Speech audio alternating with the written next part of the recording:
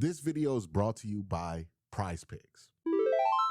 The Browns are back in Berea just a little bit early. Now, for those of you wondering why the Browns are back in the building so early, it is because they have a new head coach. When you have a new head coach, per the CBA rules, you get to show up and start your offseason program just a little bit earlier in a way to create some level of parity between teams that have continuity and teams that don't.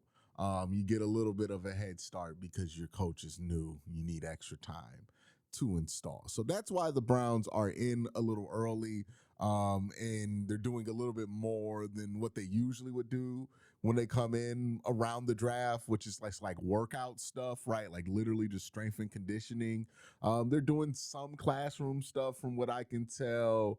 I don't think they're allowed to really get on the field and work anything physically, but you know, they're allowed to do some basic mental install work here. So that's what's going on right now at Browns camp. There's a lot of questions coming out about if Myles Garrett's going to show up. I mean, I'm pretty sure everybody understands Myles isn't going to be at this. We'll talk about that in just a second. But there's also a conversation about some of the stuff that Todd Monken said when it comes up to Myles Garrett, what Todd said about the quarterbacks, who's there, and how things are looking as far as that quarterback competition goes. So let's first talk about what Todd Monken had to say about Myles Garrett. Well, first of all, as I've said before, this is voluntary for our players to be here. I think if you asked every coach in the NFL would they like every player to be there, that of course. I think there's certain parts of what we do from a connection standpoint, you know, that I think is important to be here. From a schematic standpoint, from a work standpoint, not so much. And it is our job to make it to where the guys want to be here. I mean, not just by the job, but by their development, by the camaraderie, being part of a team. I mean, hell, I've been part of a team since I've been 5 years old. There's nothing like it. I wouldn't miss it because that's me. That's how I'm wired. But it is voluntary. Myles will be ready. I'm not worried about Myles. Now, I was surprised to see people make like a thing of this quote. And my guess is that people didn't watch the quote. They just like read the quote or read people's quotes of that quote. So they took it a million different ways. This is a pretty strong, solid answer from Todd Monken, in my opinion. You know, he basically gives a non-answer. And it's not like a non-answer, like he's not really like caring, but it's like a good non-answer, right? Like a answer to the question that makes everybody happy, right? No, on whatever side it is that you're on this, should Myles be there or is voluntary? Does voluntary mean voluntary, right? He asserts that multiple times.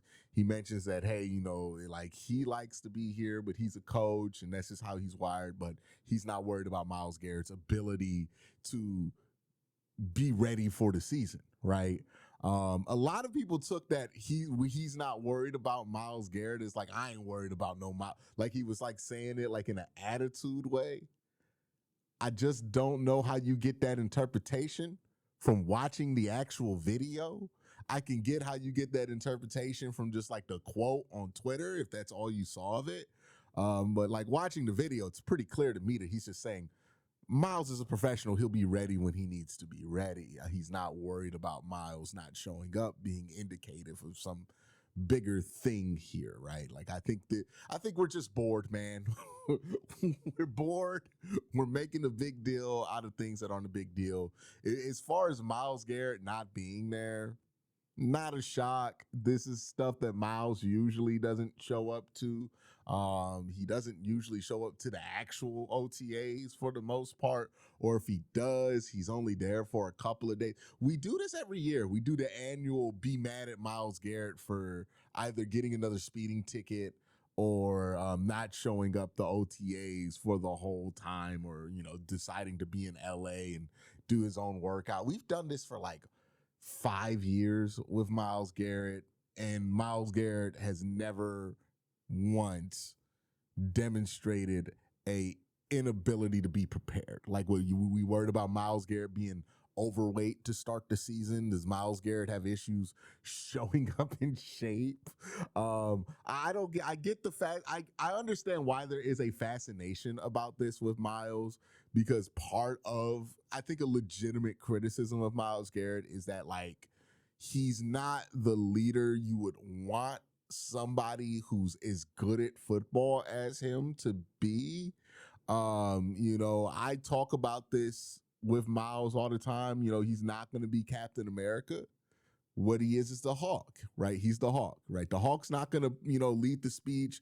The Hawk's not going to be the spiritual leader of the Avengers, but the Hawk is the get shit done piece. You know what I mean? Like, the Hawk gonna get something done. He's the most useful Avenger because the Hawk shut it down, right? The Hawk get loose, it's over. You know what I mean? Captain America get loose, it's over for like 2 people. Hawk get loose, over for a whole city, right? So Hawk don't need to be a motivational speaker. Hawk don't need to be Ray Lewis, right? That's what Carson Schlesinger is supposed to be growing into as the Mike linebacker, right? That's what you want whoever takes the mantle at quarterback to do. But edge, Myles Garrett, he could just be a really good player. He doesn't have to be Ray Lewis as a leader. And I think that's fine. I think that's absolutely fine. There's a ton of great players, individual players in NFL history that went on to be champions that weren't also inspirational speakers, you know what I mean? Or weren't also people who showed up at OTAs and every single mini camp that they could. Myles has his own workout regimen. It's worked out for him pretty obviously. He does his own thing during the off season. Why mess with that? You know what I mean? It's one of the few things on the Cleveland Browns that's very much not broken. Leave it alone. I didn't have any expectation of Myles showing up to, I mean, like, if OTAs are voluntary, like this is like ultra voluntary for somebody who doesn't have to show up to OTAs, right? And we know what the voluntary structure of OTAs are. For some players, they are voluntary. For some players, they are actually voluntary, right? For guys like Myles Garrett, all pro players, they're actually voluntary, right? Like, you ain't really got to show up to them. I don't know what the full roster list of people who are there, but I'd be surprised if like Denzel Ward were there or something like that. It's just the nature of these kind of early events. Veteran players usually aren't going to be at them. And that's good because, you're trying to install the offense. You're trying to get some face time during the season. Denzel Ward and Myles Garrett are going to get plenty of face time with Mike Rutenberg, but for, people a little bit down the roster like Miles Harden, this might be like one of the few opportunities you legitimately get to get some face time with the defensive coordinator. So, I think that it's not really that big of a deal. I understand why people want to make it a huge deal, but I just don't think practically it really matters that much. We're going to talk more about the Browns coming back to Berea, but first I got to thank my sponsor, PrizePicks. Hey, let me talk to you about my sponsor for this year, PrizePicks. It's a fun way to win cash while you're watching your favorite teams. Forget complex betting rules. Their app is designed to be incredibly easy to use. Just pick more or less on a few player stats and lock in your lineup. Speaking of, here are my picks for this upcoming NFL season. They have Myles Garrett at 14 sacks here. I think he will get more than 14 sacks. Joe Burrow at 3,875 passing yards. I think he'll be a 4,000-yard passer. I'm going to go with more. They have Derrick Henry at 1,224 yards. I'm going to go less than that.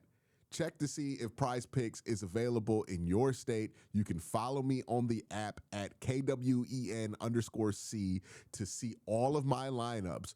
Download the PrizePicks app today. Play $5 and get $50 in lineups when you download the app using the link in the description. All right. Todd Monken also talked about the quarterback competition. This is what Todd had to say. It wasn't much. What we got into for sure. I mean, each day they're going to gain more and more information of what we do and what we expect. I was fired up. I mean, I thought all 3 guys were bright-eyed, wanting to learn. I mean, you couldn't ask for a better start in that QB room. You know, it's always funny. And like, again, I really want to be at a different place at quarterback where I could be a lot more optimistic, realistically, about the outcome. Or like we're at least in a situation where there's an organizational commitment to a plan at the quarterback position. Right now, we're just kind of in this free space, right? We're in this dead period of waiting out the Watson contract. And waiting on what we're going to do next. While in between then, we're just trying to like throw stuff at the wall and hope something cheap works out. And outside of that happening, which, you know, statistically very, very unlikely to happen, you know, we're just kind of at a dead end with quarterback right now. And one of the funniest things you notice while your team is at this point is the optimism is always high about the quarterback position the further and further away you are from actually playing football games, right? I remember the optimism last year being high. Joe Flacco was coming back. He was going to return to form.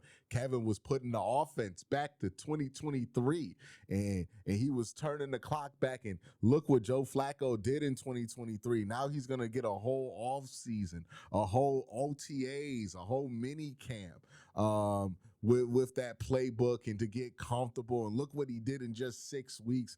Just watch what happens at the beginning of this season. It's going to be amazing.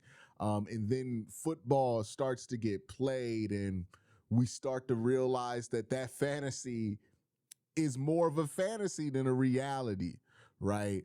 I just have a hard time, me personally, and I'm sorry if I'm a bit of a Debbie Downer when it comes to the quarterback room here. Hope I'm wrong. I hope I am wrong. I find this delusion hard to invest myself in.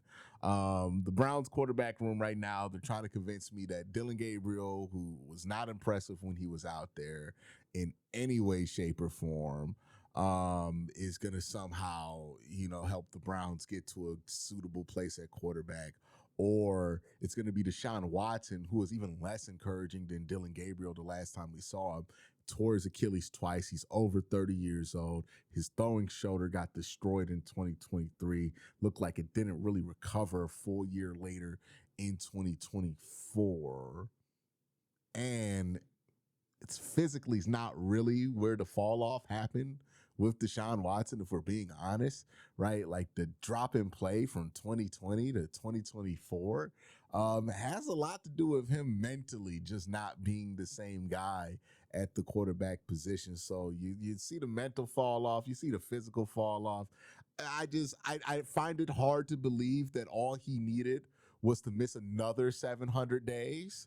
Was to get over 30 years old and to tear his Achilles twice, lose a little weight, and a new coach, and now he's going to be fixed up and be fine. I that's a delusion that's hard for me to buy into at this point. I get it if you want to buy into it, and maybe it can be right, and you could do your victory lap on me when this shit happens or if it happens. But for me, it's just hard to. It's hard fiction to buy into. You know what I mean? And then like the Shador thing is not as hard to buy into as like Dylan Gabriel or Deshaun Watson, admittedly, but the level of buy-in that people want me to have on Shador versus what was actually provided from his play at the quarterback position is so disproportionate that dissonance makes it hard to really talk about Shador in a way that feels realistic while also being able to actually have a conversation with people, because people tend to get really sensitive about that subject. So it's just not a great room. There's not really a lot to look forward to there. You're hoping that Shador can show something, improve from where he was last year, and provide you starting quarterback play. But outside of that, if that doesn't happen, what are we hanging our hat on for the rest of the season? You know what I mean? If Shador does not have a successful start to the season, or if Shador can't beat out Dylan Gabriel and Deshaun Watson to get the starting job this year, what does that then say about the future of this room? I mean, it's already not the greatest with us putting all the hopes on the room on a 5th-round rookie. Well, not a 5th-round rookie, a 5th-round second-year player who threw more interceptions than touchdowns than he did last year, right? It's already a bad spot. I get it. I like that Todd's coming into this with the optimistic approach, and he's trying to do he's trying to make lemons out of lemonade, with lemonade out of lemons. But man, I really hope that they got more in their pocket other than drafting another guy in day 3 at the quarterback position to add to this room, because it's just not enough. I think going into the season with just these 3 quarterbacks on your roster, is going to lead to you losing more games than you necessarily needed to. We'll see what ends up happening, right? But I really hope that what's driving and motivating the Browns going into the season with this quarterback room isn't just pure hubris, right? The idea that like, oh, well, Todd's going to solve it, because that never ends well. When a team thinks that the only problem quarterbacks who have struggled before have are because the guy that they fired last is the problem and the sole issue and the only thing wrong, and not anything that has to do with the actual player itself. Really hope that there's another turn here for this quarterback room, because, you know, I like Shador enough to have some hope in him, but I would really like 2 quarterbacks that I would not like. I want at least 2 quarterbacks on this roster that if they go out there, they're not going to get booed. I don't think that's too much to ask for, right? That's all I'm asking for. Just give me 2 quarterbacks that won't get booed if they play this year. Like, and I'm not even talking about after they play bad. Like, everybody can get booed after they play bad. But like when they walk onto the field, I just need 2 in the quarterback room that won't get booed. Deshaun's going to get booed. Dylan's going to get booed. We know what that is, right? Can we just have 2 quarterbacks that aren't boo-worthy to start? Right now, we only got 1. I don't think I'm asking for too much. I don't think that's crazy. And look, as optimistic as I am, or as pessimistic as I am about the quarterback position, I have legitimate hope for every other thing going on with the team. You know, I like what they've done at the offensive line. I think they have a great opportunity to improve this wide receiver room in the draft. You know, tight end, I love what they're doing with Harold Fannin. I love the possibility of Dylan Sampson getting involved in the receiving game, right? Quincy Judkins and his future, running the ball, the defense with Mike Rutenberg. Like, there's a lot of stuff on this Browns roster and with this coaching staff that I really think can work. I would hate to see it get torpedoed because they went into the season with 1 quarterback on the roster that the fan base isn't going to boo immediately, right? Like, that's my concern, right? My concern here is that I don't want the Browns to have to throw the baby out with the bathwater, but if they sink in the way that they could sink at the quarterback position this year, they're going to have no choice but to have to throw the baby overboard with the bathwater. And that's a tragedy, right? And I really hope that that's not the case, right? It kind of reminds me of the Mike Pettin thing, right? Where you look at Mike Pettin in 2014, and there were a lot of things in there that really could have worked, right? We had Kyle Shanahan as the offensive coordinator, a lot of amazing assistant coaches, and a lot of really talented football players on those teams. So you just go looking on that roster, you're like, wow, a lot of talented football players. But what torpedoed that team and ultimately Mike Pettin in Cleveland was Johnny Manziel and the decisions made at the quarterback position during that time. And that took everything down, and then you had to throw the baby out with the bathwater, right?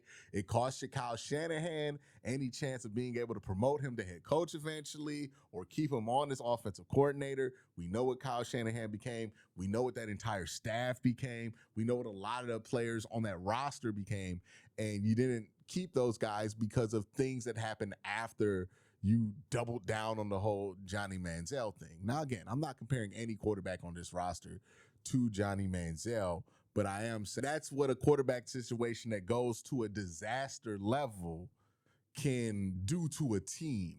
And I really hope that that doesn't happen with this Browns team. And every time I look at that quarterback room, that's where I'm like, I just see the potential for that. I hope I'm wrong. I hope that they're just able to be mundane and boring and insignificant at the very worst. But a part of me worries that that situation being as thin as it is, can lead to some disaster. You know what I mean? Keep in mind, like, Deshaun Watson, in my opinion, is not really somebody you should count on to be in the quarterback competition. But even if he wins the competition, he hasn't played a full season since 2019 or 2020 or whatever it was, right? Like, people have started college and graduated college in the time since Deshaun's played a full season in the NFL, and he's coming off all those injuries. He's older. He's not a safe bet to finish the season healthy. I see a lot of problems with the room that the Browns have at quarterback, and I hope we don't end up in a Mike Pettin situation with that, because that's the situation that comes to my mind when I think of this year, because I think the Browns can be pretty good this year, or better than people think, but really just don't want the quarterback position to be the downfall of this team in such a drastic way that it becomes a disaster. You know what I mean? I hope we prepare more for a lot of different outcomes at the quarterback position, more prepared than right now they are. But that's my thoughts. Let me know your thoughts in the comment section down below. You have a great day. Have an even better night. Peace.